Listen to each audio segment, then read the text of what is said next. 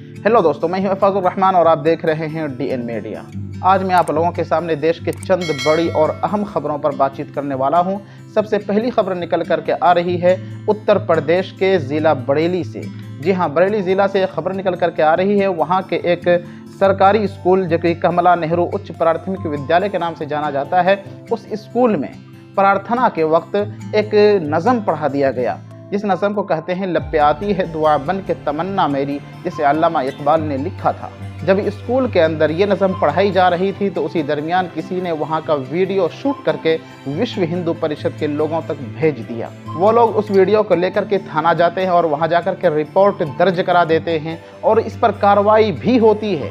कार्रवाई यहाँ तक होती है, उस स्कूल के जो प्रिंसिपल थे नाहिद सिद्दीकी, उसको सस्पेंड कर दिया जाता है और वहाँ के जो एक शिक्षक हैं वजीरुद्दीन, उस पर अभी जांच की जा रही है। आपने कभी सोचा था कि वो अल्लामा इकबाल जिन्होंने अपने देश के बारे में कहा था कि सारे जहां से अच्छा हिंदू सिता हमारा, हम बुलबुले हैं इसकी ये गुल सिता हमारा, जिन्होंने ये अशार लिखे हों, उसी का एक नज़म है लब पे आती है दुआ बन के तमन्ना मेरी, जिसको लेकर के इतनी सारी कार्रवाइयाँ हुई, इतना सारा बवाल हुआ। आपको मैं बता दूं कि सबसे ज़्यादा दिक्कत विश्व हिंदू परिषद के लोगों को तब हुई जब उस नज़म में कहा गया मेरे अल्लाह बुराई से बचाना मुझको, नेक जो राह हो उस राह पे चलाना मुझको। जब यहाँ पर लफ्ज़ अल्लाह का जब ये लफ्ज़ आया, उससे उनकी भावनाएं आहत हुई। उनको डर होने लगा कि अब तो हिंदू धर्म खतरे में है। उन भगवाधारी गुंडों को, जी हाँ, वो भगवाधारी गुंडे ही हैं जो चंद ऐसे मुट्ठी भर हैं जो इस तरीके से नफरत अंगेज हरकतें करते हैं, जिसकी वजह से हमारे देश के अंदर का माहौल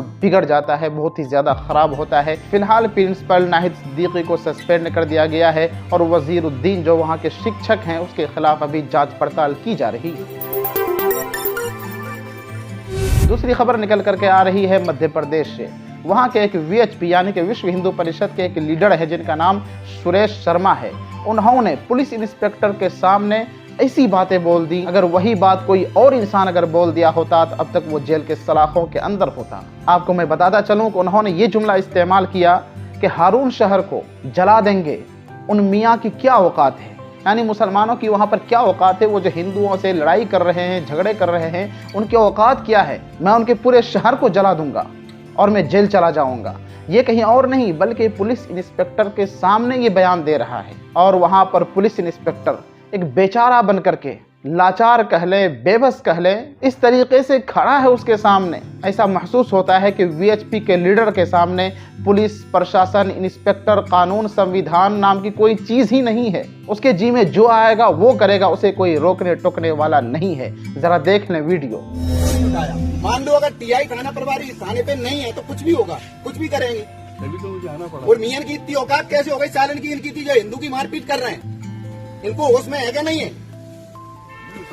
एक दिन नहीं लगेगा, 2 घंटे में पूरी आरोन में आग लगवा दूंगा। मैं बता रहा हूँ, FIR मेरी हो जाए, मैं जेल चला जाऊँ।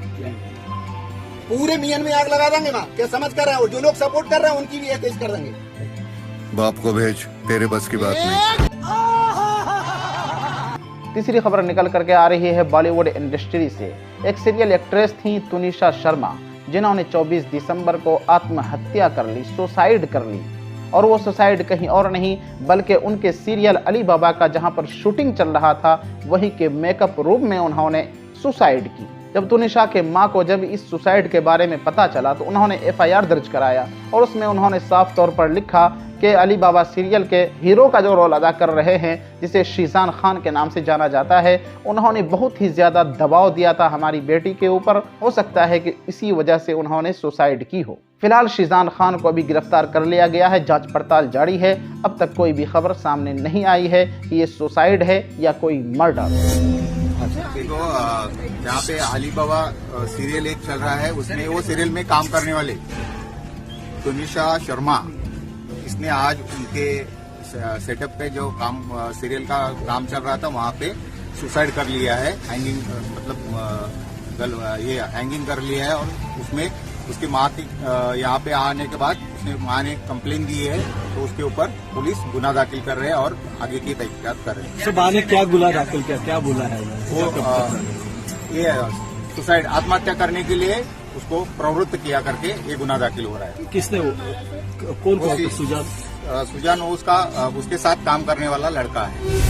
चलिए आखिर में बात कर लेते हैं भारत जोड़ो यात्रा के बारे में। जैसा कि आप सभी लोग जानते हैं कि चाइना के अंदर दोबारा कोरोना वायरस का लहर फिर से उठा है और जिसकी वजह से रोजाना हजारों की तादाद में लोगों की जानें जा रही हैं। हमारे देश के अंदर पीएम नरेंद्र मोदी ने भी अलर्ट जारी कर दिया है। फिलहाल अभी लॉकडाउन की खबरें नहीं आई हैं, लेकिन लोगों पर लॉकडाउन लगाने से पहले बीजेपी लीडरों के द्वारा जो बयान दिए जा रहे हैं, जो ट्वीट्स जो किए जा रहे हैं, उससे ऐसा महसूस होता है कि लोगों पर लॉकडाउन लगाने से पहले भारत जोड़ो यात्रा पर लॉकडाउन लगाना जरूरी है। तभी लेटर भी जारी कर दिया कि भारत जोड़ो यात्रा को रोको। मुझे तो ऐसा महसूस होता है कि चाइना से जब कोरोना वायरस की लहर उठेगा तो वहां से डायरेक्ट भारत जोड़ो यात्रा के अंदर ही इंटर करेगा, जिसकी वजह से जी जान लगा करके भारतीय जनता पार्टी के लीडर भारत जोड़ो यात्रा को रोकने में लगे हुए। मैं इस पर ज्यादा क्या बोलूं, जरा इस बहन को भी सुन लें, जरा प्यारी प्यारी बातें बोलती हैं, जरा सुन लें।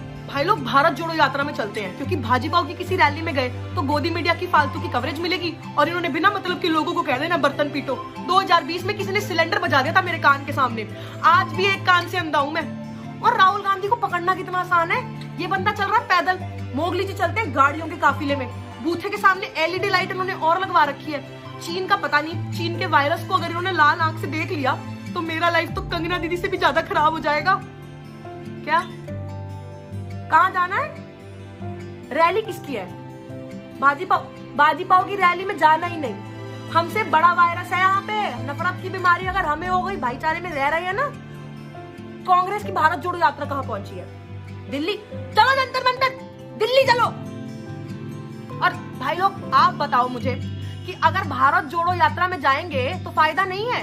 इन्होंने तो आज तक एम्बुलेंस तक को रास्ता नहीं दिया है और हमारे प्रचार जीवी तो शेड्यूल करके बंदा निकलवा देते हैं। और एक इनका कोई ना कोई बोल देगा बीच में आके गो करूना, मेरी बहन करूना तब से गो पे भाग रही है, आज तक रुकी नहीं, विकास ढूंढ लिया होगा बेचारी ने। एक श्रीनिवास बीवी हर जगह सिलेंडर पहुंचा देता है। मतलब ये भाजपा वालों से सीखो यार, 2013 के बाद आज तक इन्होंने सिलेंडर की बात नहीं करी है। हाँ आ रहे हैं दिल्ली, पहुंच रहे हैं दिल्ली। इन तमाम खबरों पर आपकी क्या राय है कमेंट सेक्शन में जरूर बताएं और वीडियो को ज्यादा से ज्यादा शेयर करें। अभी के लिए बस इतना ही, मिलते हैं अगली खबर के साथ, जब तक के लिए आप अपना ख्याल रखें।